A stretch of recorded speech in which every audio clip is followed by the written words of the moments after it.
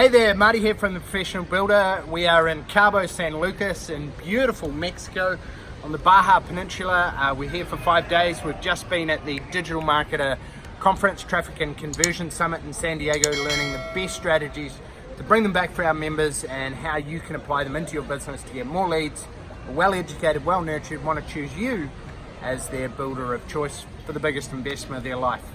And so we got up this morning, came to the brilliant restaurants. It's all-inclusive resort, all food, all booze paid for. Some tacos, some salsa, some guacamole. And then I open up my phone and I have a look at my feed to see that it's blowing up. And yet another New Zealand construction company has had to go into liquidation, Arrow International. And it's a real shame. And it's happening far too often, both in the commercial sector and the residential sector. And so what it got me thinking about is I've just written an article, top 16 signs that you could be in danger if you have any one of these signs happening in your residential construction company. So do you have any of these killers? I thought I'd just share some quick tips with you that these are the most common causes or common killers, and whether you're at risk of any of these jellyfish stinging you on the foot or stingray spearing you straight through the heart of your building company. All right, so number one, made a list, low gross margin. So if you've got less than a 20% GP, it's going to be hard to make a suitable profit to cash flow your business. Because if you've got overheads of between 8 to 12% of what they are in most residential building companies, that only leaves between 8 to 10% profit, or 8 to 15% in profit. So you should be making at least a 10% net profit, earnings before interest, tax, depreciation and amortization, for the risks that you're taking. And you should also be taking a salary for what you would have to pay someone to do a suitable role, whether you're doing the QSing, the estimating, the project management, etc. In that role, you have to pay someone suitable. So you need to make at least a 20% gross profit margin. Otherwise, it's going to be very hard for business and life as you grow, and to be able to hire people and create a great company that gives you both more time and more money. Number two, cash flow. So profit is prince, cash flow is king, and velocity is the emperor.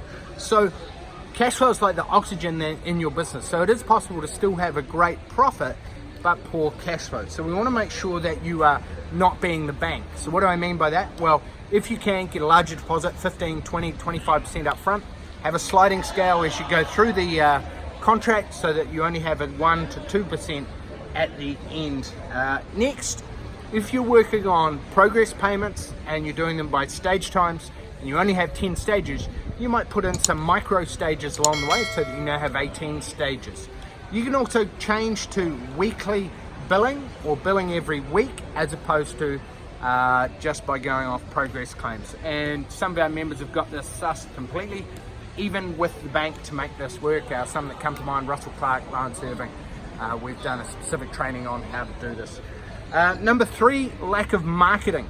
So if you don't have a regular system that gets you the regular kind of leads on a regular basis, and you know each week that you've got 2 to 3 of your ideal leads coming in, and you're relying on word of mouth, and you're proud that I've never had to market, work keeps coming to us, then at some stage you may have to hunt for work just to keep you guys busy, or take on a job at a low gross margin just to keep you guys busy, or work with people who are not a good fit. Projects are not a good fit. But if you've got that regular marketing coming in, you've got a funnel of people that you're taking them down, educating them, nurturing, then you're going to have regular leads coming through that funnel to keep you booked out 6 to 12 months in advance at a good margin, 20% GP above, and those people trust you and want you as their preferred builder.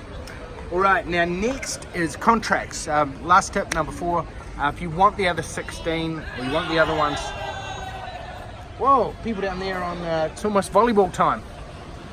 So if you want those other tips, just comment danger below. We'll get those out to you. We've made up a PDF of all those tips, signs to look for. The last one, number 4, are contracts.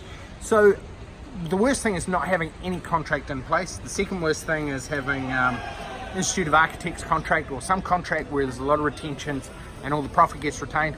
Or thirdly, going with their contract on their terms. And there's a big saying that he who holds the pen holds the power. So you want to make sure that you have a contract use a common contract like the master builder's contract, or anyone that is negotiated and done to yours. So next one, you might have a clause in there that if the contract, once it's signed, doesn't proceed within a certain amount of time, then they have to pay you 20 to 25% of the contract value for it not proceeded.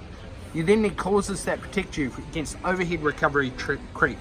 A variations admin fee, if they don't go ahead, you might charge them $200 to $250 per admin fee if they do not proceed with those variations or change orders. And lastly, I know I said I'd give you 4, but I'll give you 1 extra: project management. So obviously getting clarity on the roles, the timelines, forecast versus actual, so you guys fill in their labor sheets at the end of each day and know how far through the framing they are versus where they should be. All right, so that's it from me today from Cabo San Lucas. Sad to hear another construction company has gone into liquidation. If you're in danger, or you think you might have any one of these 16 I guess signs that your building company is at risk, do not pass go, stop, make sure that you get in touch with us, comment in danger, and we will hook you up with a PDF and then give you some tips on how to arrest any of those 16 potential causes for death, decay, or liquidation.